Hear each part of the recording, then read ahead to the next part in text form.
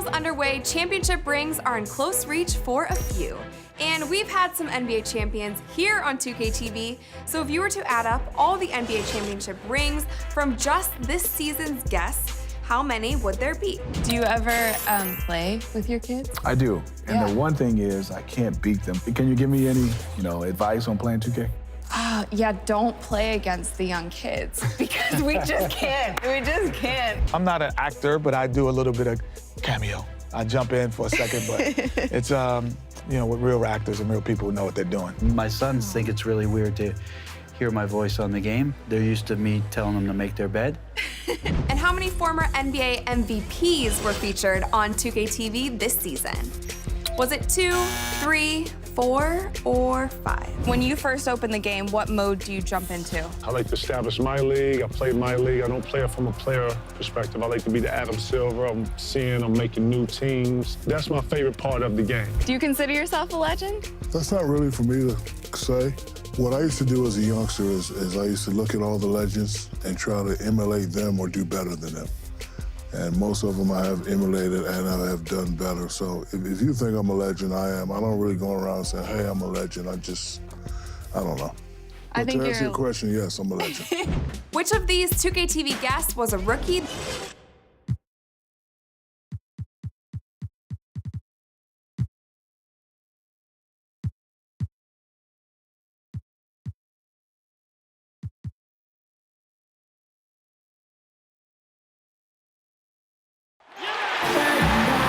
Hello, everyone. Get ready for NBA action live on 2K Sports. I'm Kevin Harlan, joined by Chris Webber. Greg Anthony on our sideline as reporter David Aldridge. And a bit of a treat for all our fans out there. The one and only Kobe Bryant's going to join us for this portion of the broadcast. Kobe, what a great honor to have you with us. Thanks for stopping by. Oh, happy to stop. Now let's send it down to David Aldridge. Well, guys, when Devin Booker's... And that kind of toughness is crucial to have at a young age. Thanks, D.A. Kobe, you're a father. You've enjoyed that process, but basketball got in the way. A lot of it. How do you balance fatherhood and playing at the level you played at? Yeah, when I was winning championships there, our kids were still relatively young, or I should say babies. In my last few years, they were older and knew they could really feel my absence. And so what I try to do is try to bring them along for the process. So there were mornings I would wake them up and say, let's go. So we're going. Well, Daddy's going to go train, so let's go. No kidding. And I bring them with me. And they'd be in the gym shooting around or kicking a soccer ball around or hitting volleyball around. But I felt like it was important as a father to not just tell them about hard work, but they need to see what I'm doing. When you're sleeping, this is what I'm doing here for 3 hours. And so they're a part of the process and feel connected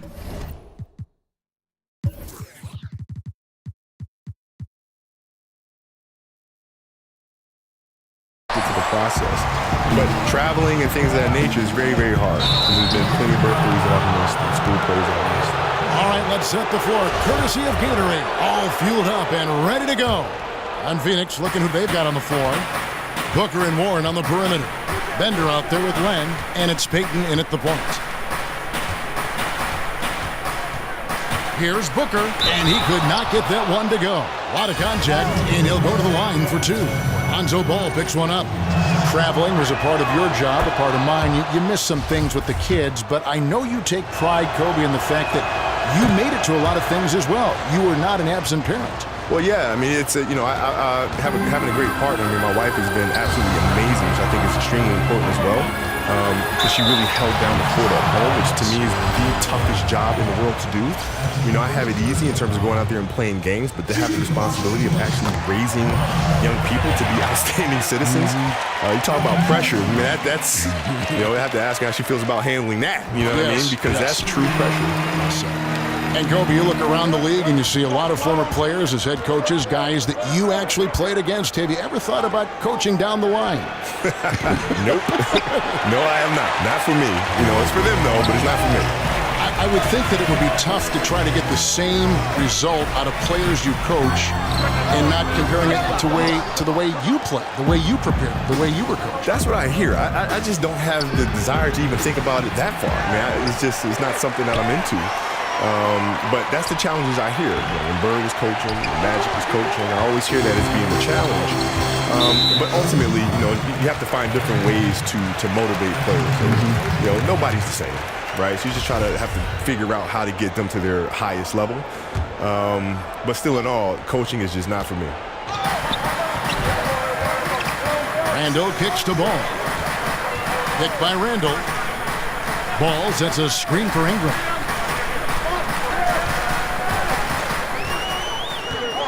Off the pick. And slam dunk by Ingram.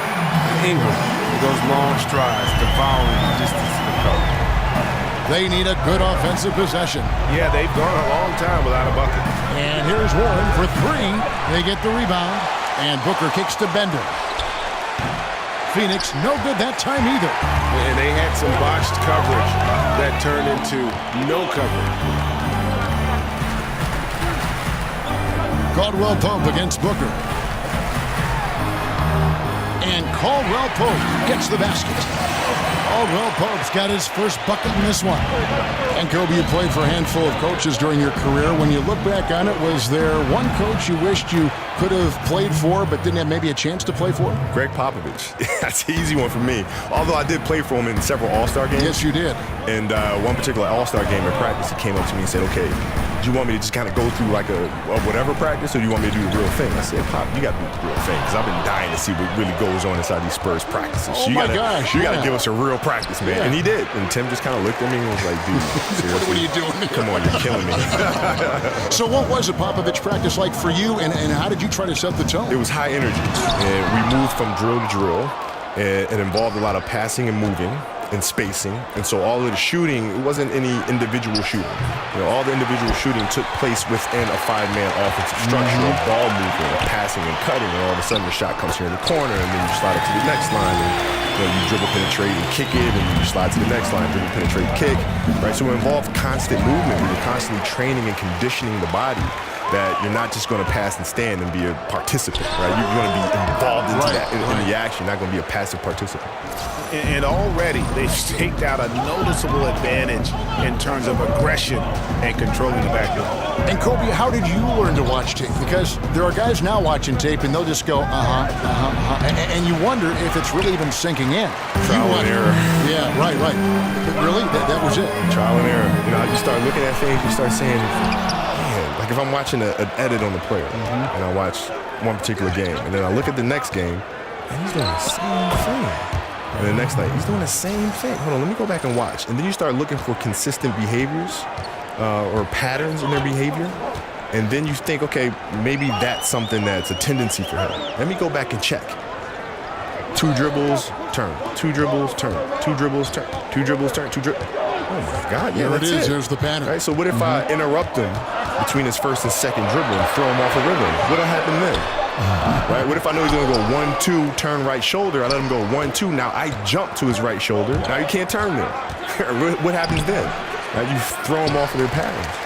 And you can see the defender's afraid to kind of get in his way a lot of times when he's on his way to the basket. But on that one, they were there. Suns trail by 3. Stolen by Ball. Over Payton. Here's Kuzma. Score the basket, his second of 2 attempts. And you just hate to give up those second chance points. It can be discouraging, frustrating, but you only have yourselves to blame. Box out. Back to Booker. Lets it go with a 3. Fresh shot clock for Phoenix. There's the 3. A three-pointer is right on target. Booker's got a couple of threes now in the first for Phoenix. And they can't allow him too many open looks like that. That's just inviting trouble. Ball, the pass to Kuzma. He dishes it to Randall. Oh, he blocked it and deflects off the backboard. Now here's Bender. He's guarded closely. Warren, good.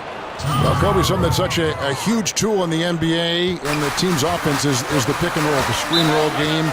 You've done it as well as anybody. Just how are the nuances and the attention to detail important to make that play work? Well, it's really important, but the screen roll today is run differently than it was, say, when Utah was running it with Stockton and Malone. What you're seeing now is more of a spread floor screen roll action where it makes rotations very difficult because you have to rotate off of shooters at a distance. Right. So now what you tend to see more teams try to down pick and roll coverages and sending guys to one side of the floor and try to play the screen roll coverage with 2 men and try to not have 3 guys in the action. You have to rotate and now push your team behind, right? And that it's a dance of, can you play the screen roll with just 2 guys? And on offense, can I force you to have a 3rd guy come in and rotate? If I can do that offensively, then you're behind. Hey, Kobe, after dedicating pretty much your entire life to the game of basketball, a game that I know you love, you said you don't miss it. Why is that? Well, because I've been through that process. I mean, I started playing the game when I was like 2 years old. And, playing professionally for 20 years, and I left no stone unturned. So there's no regrets there. I've done everything I could possibly do. And truthfully, the game is still with me. The discipline has changed. The industry might have changed. But the same approach, the same things that I've learned from the game, I carry with me to this day. So the game is still inside of me. And it's Chris in the corner. And the 3 off target.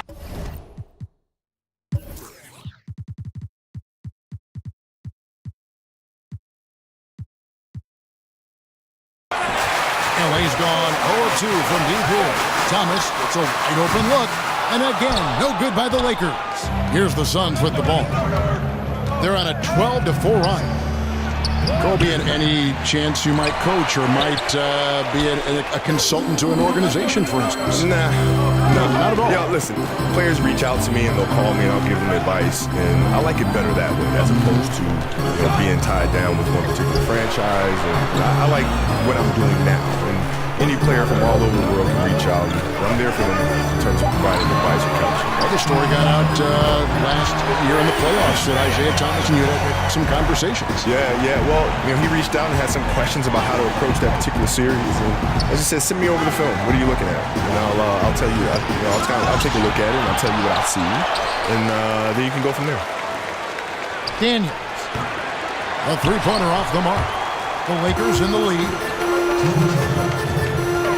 Here's Thomas. It's good for his second make. He's made 2 or 3 so far. Well, never shy about going inside. Thomas may be small, but he doesn't let that stop him.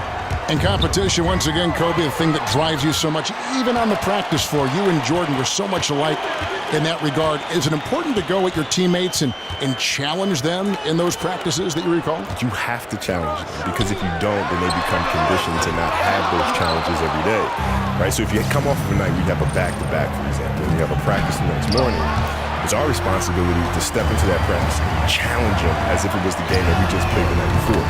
Right? Because if you do not, and you don't have that competitive spirit day in and day out, where then you feel like you can take games off because you can take practices off because you just don't have it in practice. Right? So it's our job to bring that every single day so that competing just becomes a habit for them. And you learn about their mental endurance, their physical endurance during those practices. Well, you challenge them to learn about themselves. Right? You challenge them to think about themselves. Can I push a little extra? I'm going to have to because he's driving me like crazy. And if I don't meet that challenge, I'm going to have to hear his mouth all practice long. I'm going to have to hear his mouth on the plane. I'm going to have to hear his mouth on the bus. I'm going to have to hear his mouth in the locker room. Yeah. And I'd rather just compete. And Phoenix making a change here. Knights checked in. Lakers passing it around. Down to 5 on the shot clock. Here's Dang. And that one goes long. Kobe, I'm assuming that you've had teammates come back later and say, Kobe, you made me a better player. Yeah, well, the thing is, when we're playing together, they don't like it very much because I'm always challenging them. But then at the end, like, even to this day, we're all very close. We're all great friends because they knew what I was trying to do was trying to push them to be the best version of themselves. Thomas's shot is off. The Suns trailing. Jackson kicks to Chris. Knight, wide open, drains it from beyond the arc. Knight's got himself on the board with 3 there. Thomas against Knight. The seconds left. And Chandler sends it back. And how about the basketball IQ of Chandler? Just knows exactly what... At the end of one, a closely contested game so far. Suns lead by 1. The second quarter coming up right after this break, so don't go anywhere.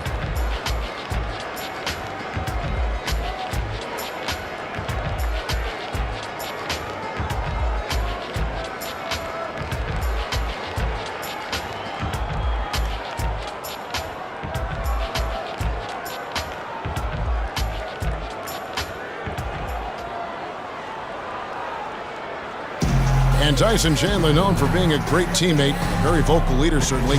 He talked about players do the policing. Coach sets a standard, but players individually call out other players, you know, whether it be timeout.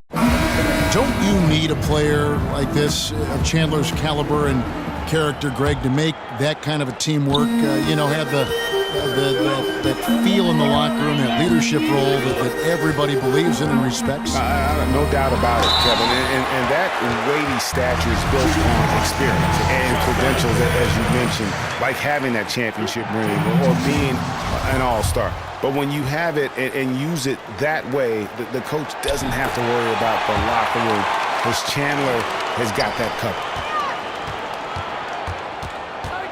Neither team able to build much of a lead up to this point as we start the second quarter.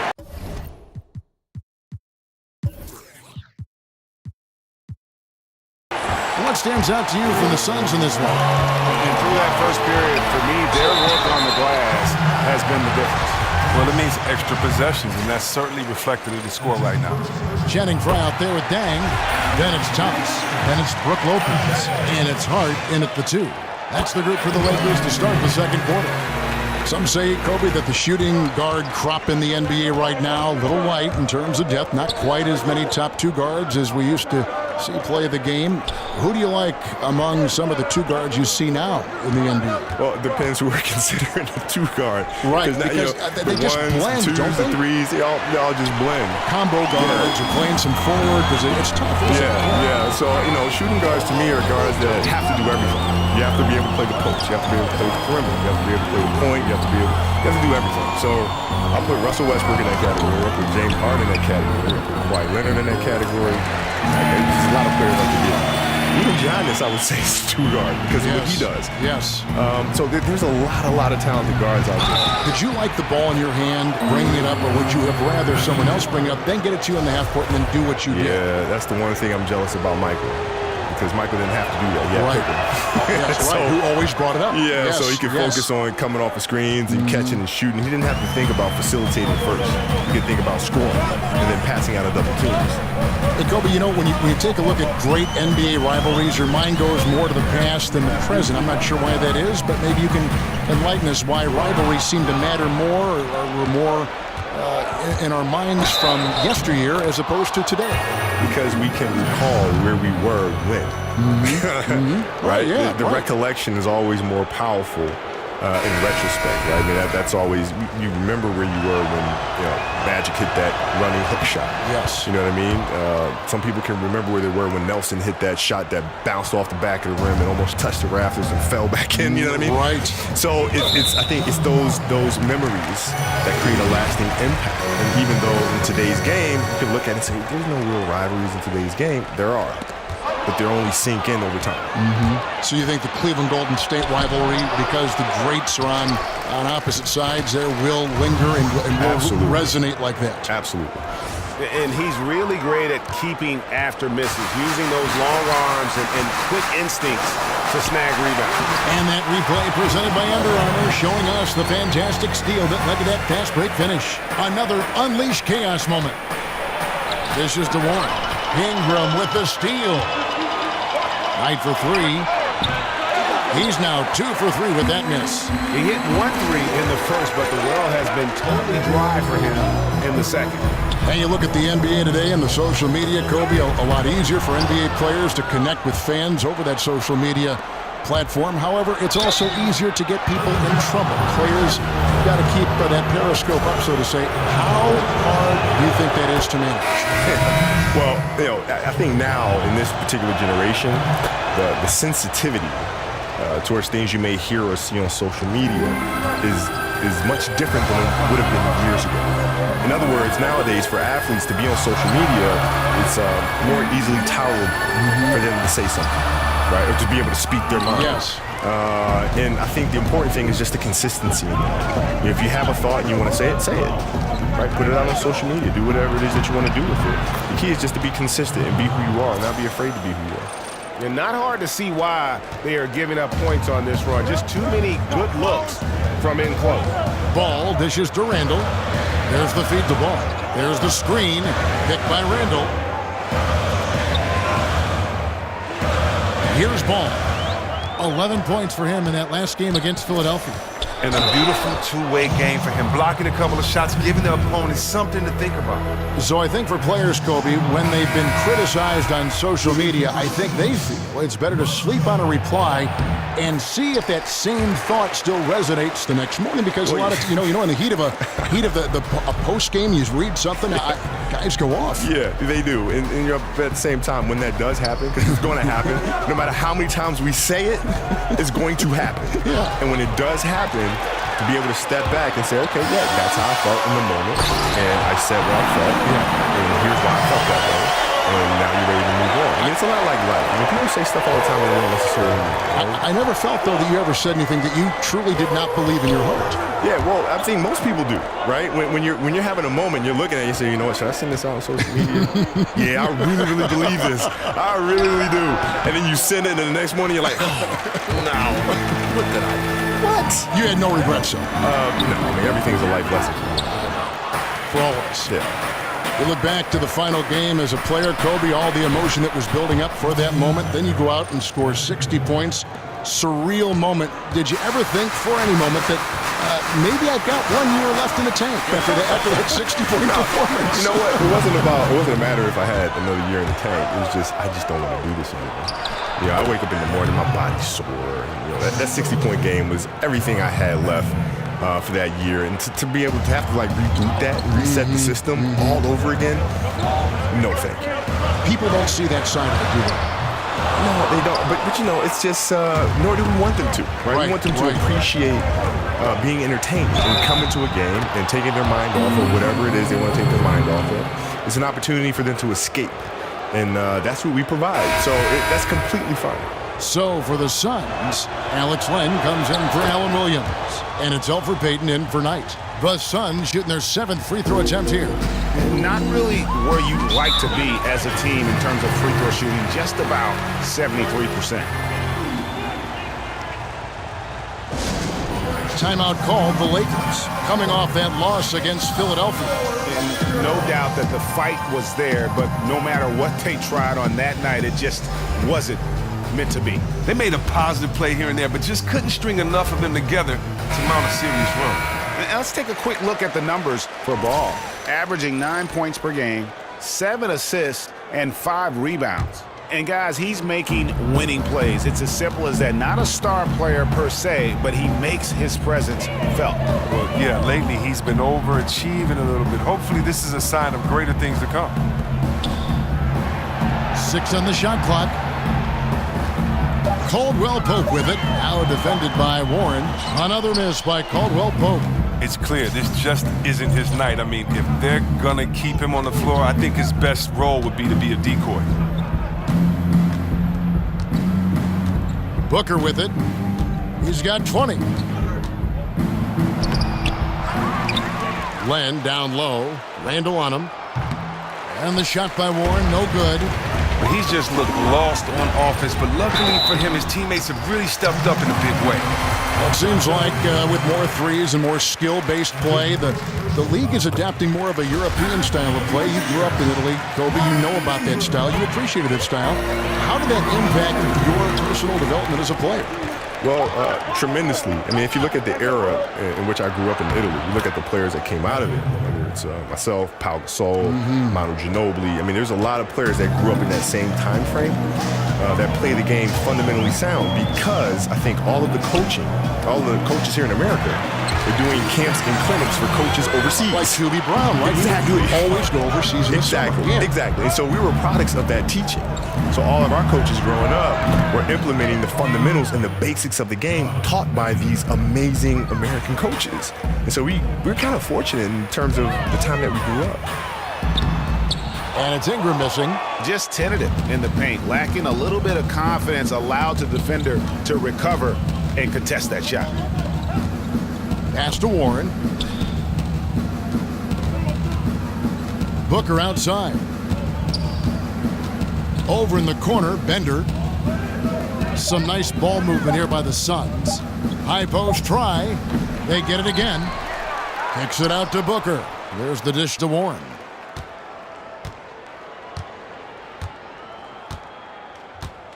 Back to Booker. And Kobe, something that has changed in the NBA over the course of your career is the role of the power forward, the four. More and more you need to be able to stretch the floor, take your guy outside, shoot the three. Do you feel that that's a trend, or is that something you think that is here to stay in the NBA? Well, I think things will evolve and things will change. I mean, you start getting power forwards like Tim Duncan and Garnett back in the league, Dirk. All of a sudden, it becomes less and less of a commodity to have smaller fours. Right. Because you're going to need to deal with the Tim Duncans and the Garnetts of the world. So I think it's just a natural evolution thing. Did you, when you had to guard a big like that, ever fear going out and trying to get him on the side or even working him inside the lane where he would have more power, more advantage? No, I never worried about it too much. What I try to do is I always try to study the film and figure out what their tendencies are, what their sweet spots are, and you just try to get them off of that. It's not necessarily about the size of them, but how do you get yourself in position when you can knock them off down a little bit and use the lack of size that you have to disorient them. The assist totals, Kevin, just continue to grow. They're way ahead in that category. Ball movement has been flawless. And the Lakers call time here. So for the Suns, Chris, he's checked in for Dragan Bender. Jackson comes in for Warren. And Tyler Ewis subbed in for Devin Booker. And here is Los Angeles now. It's a 13-point game. Thomas a screen. Lopez passes to Thomas. Lopez a screen on Payton. Then kicks to Thomas. 4 on the shot clock. Shoots. And again, no good by the Lakers. And they've got a big lead, not just on the scoreboard, but really in the rebounding numbers as well. Pass to Caldwell Pope. That's in there. Thomas with the assist.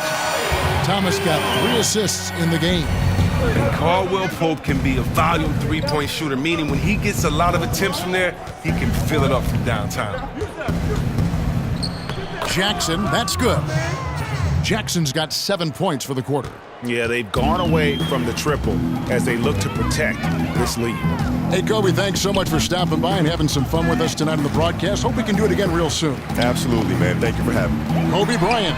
And, Greg, how much fun was it to get to hear the perspective of Kobe and pick his brain while broadcasting a game? I mean, it's just always interesting to hear what Kobe will notice about a player or a team that most fans, and for that matter, even some former players, they just don't think about it. I think that's sometimes what gets lost with the truly great ones. Their minds don't function the way us normal human beings would go about looking at things.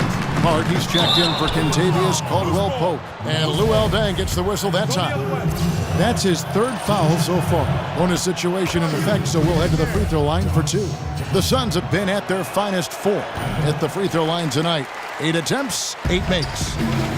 And one of the things that stands out about Josh Jackson out of Kansas, his playmaking ability at that forward position.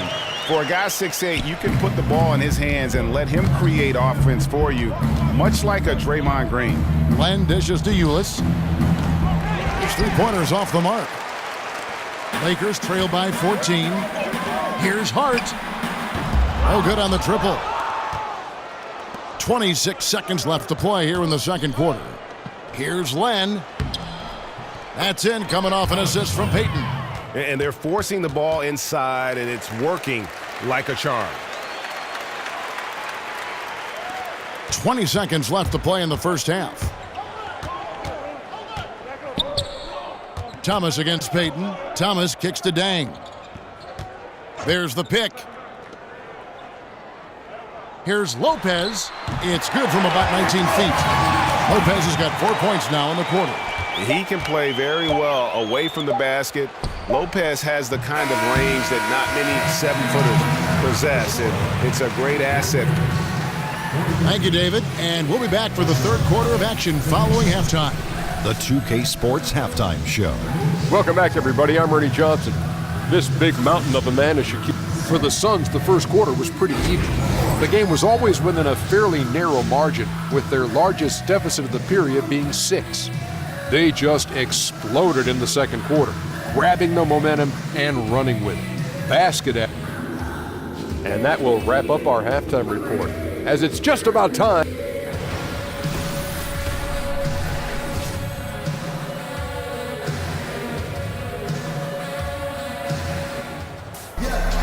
Welcome back, everybody. Third quarter just about to get going here in what has been so far a run.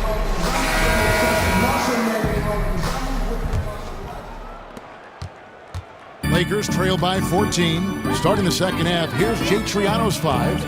Booker and Warren on the perimeter. Len out there with Bender. And it's Payton in at the point. Here we go, one-on-one. Shot from free throw range. No good from Booker. The Lakers shooting not great, 40% for the game. Ball with a wide open look. From outside, off the mark. Phoenix leading by 14. On the wing, Booker. He's guarded by Caldwell Pope. With the shot. Misses off the left iron. He gets some extra attention from the D on that trip, and he throws the shot off. The pass, the ball. Over Payton. It's blocked. Ingram with the steal. And in transition, it's Ingram. Here we go. Now let's take a look at how the shots have been divided up between 3-point shots and 2-point shots for the Suns. They've really been aggressive with the 3-ball so far. Not really had a great field goal percentage from beyond, but it hadn't hurt them too much in terms of the score. And Brandon Ingram doesn't show a lot of emotion on the court. He keeps a pretty even keel. Yeah, sleepy-eyed, soft-spoken. His face is hard to read.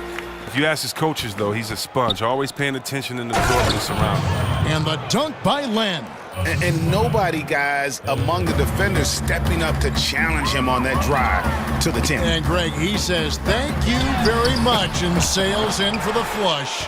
But it's surprising, Kev, to see so little urgency on the defensive side, especially with them losing this game right now. A nice shot by Booker. Continuing to push the action and build this lead. And you see he's not worried about what's on the scoreboard. He just wants to go ham each possession. To the middle, shot left block. It's deflected. And Bender really using that 9'3" standing reach to block these shots. Just a towering presence. Beyond the arc. Up again.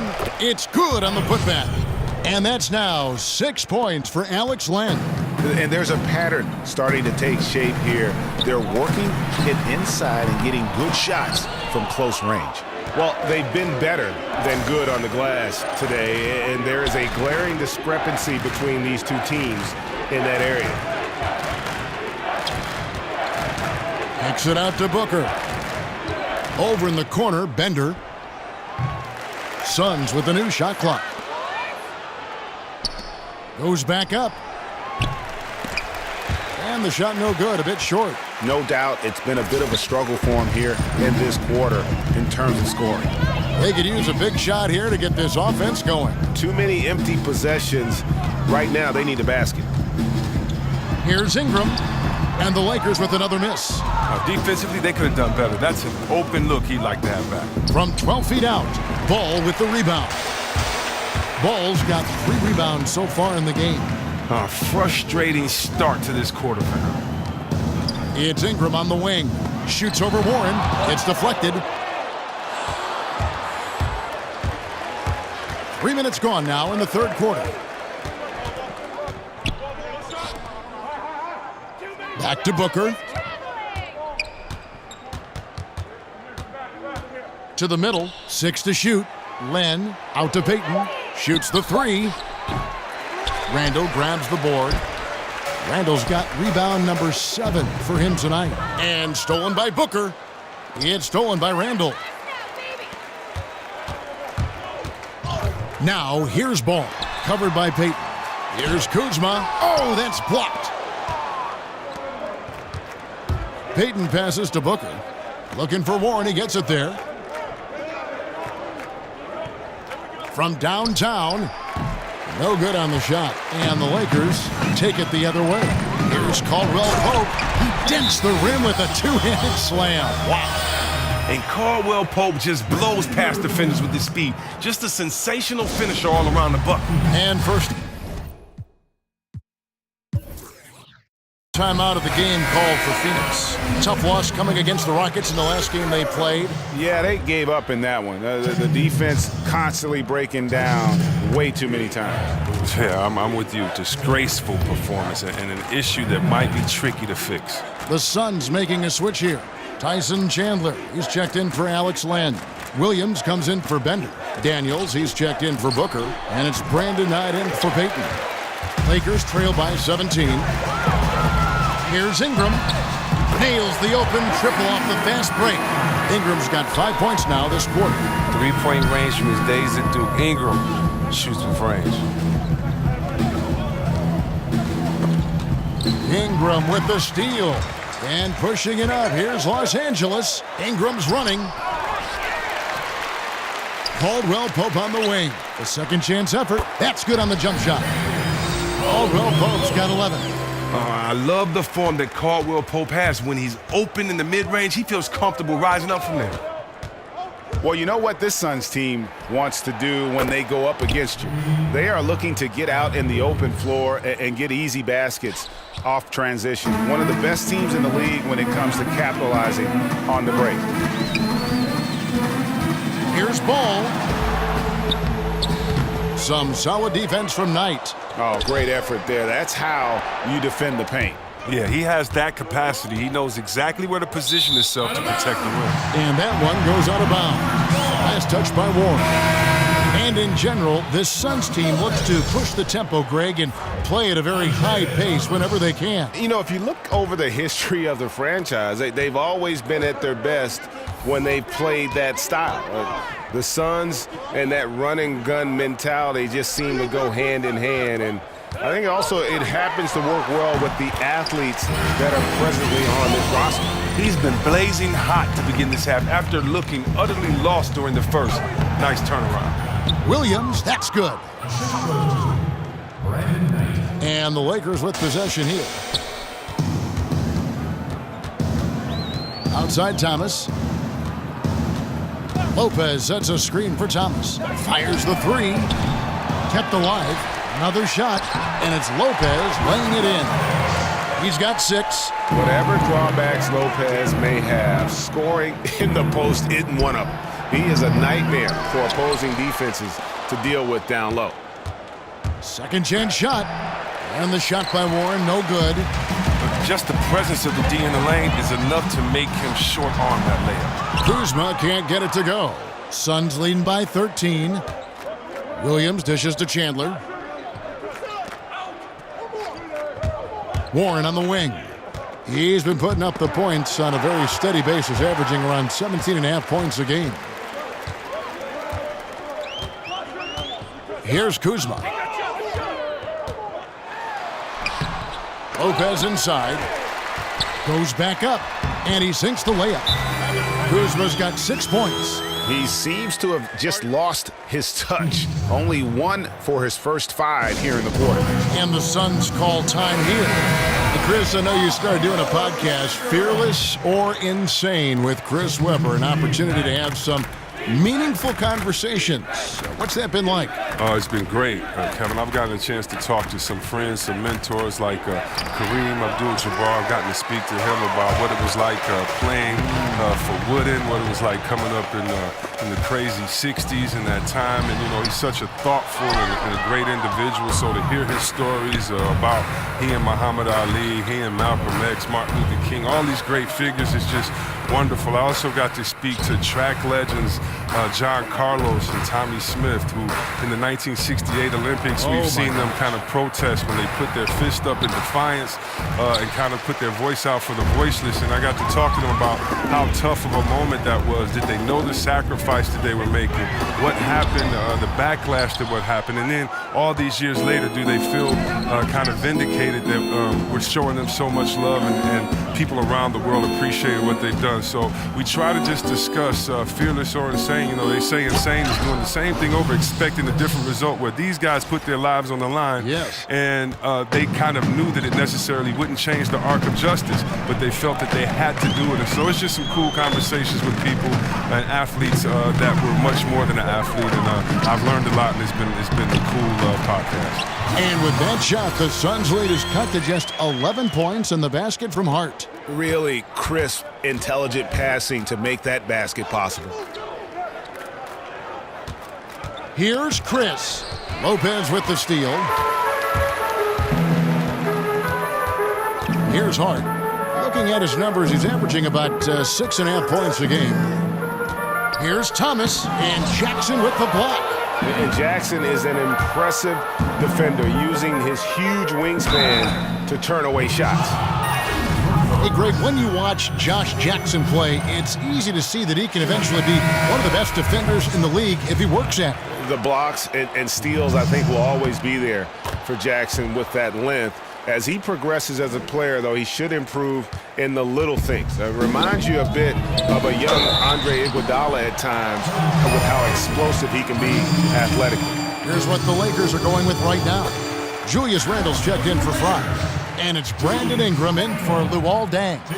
Well, he was drafted 7th in 2014. Randle actually dropped because of injury concerns. But you see, he has all the talent in the world. And that one's good. Daniels. Now, that's a shot they'll be happy with on every trip, no matter who's taking it. Lakers trail by 14. To the inside. And Randle throws it down. The assist from Thomas, finding the open man. Nice decision offensively. Ulis kicks to Daniels. Offline with his three. Los Angeles has gone into a slump here from three-point range, shooting just 1 of 5 here in the third. Thomas, no good. Whether he's wide open or covered, he can't get anything to go in right now. Here's Jackson. And so he earns a trip to the line. Officials saw the contact, and he'll shoot 2. And I tell you, Jackson is an aggressive player, always seeking out contact, especially while he's shooting. And really no other way to put it but the Lakers with that dramatic front office change last season around that deadline and new big name leadership. The hope is that they can escape from what's been an awfully rocky patch here of Lakers history. Lopez a screen. Thomas outside, and the three ball is good. Thomas got 11 points. A good look there, and he didn't waste it. His second 3 of the game. Booker left side. Jackson from long range. The Lakers with the rebound. Lopez has got his 4th rebound in this one. Had a chance there to cut it to single digits, but it's off target. And so it's Phoenix.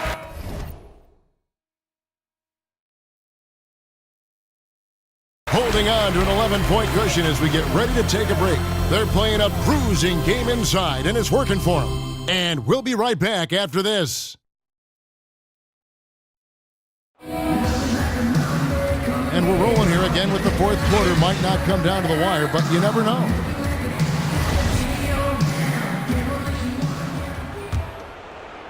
Phoenix leading by 11. The young pair of Ingram and Randle are at the forwards.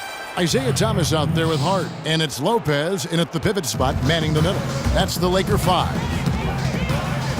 And Thomas, here we go. No one near Randle as he lets it go. No good on the 3. You know what, though? Sometimes you can be too open. I think it may have surprised him, and that's why he missed. Ingram with the steal. To the wing on the left. Corner shot. Hart, no good. Well, Phoenix shooting a lackluster 38% for the game, struggling so far. Jackson kicks to Booker. And it's sent back by Lopez. And it's the Lakers on the break. The 3 from Thomas. Offensive rebound. Doesn't go for him. Look, it would be a huge boost for them if he could start knocking these down. Booker outside. They set the pick. The three. Bender the pass to Booker. And the Suns miss again. Now look, if he can start turning some of these misses into makes, their lead is going to take a big jump. Here's Hart.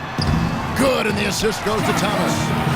Thomas got 6 assists in the game. Oh, the floater's a tough shot, even when you're that close to the bucket. Just about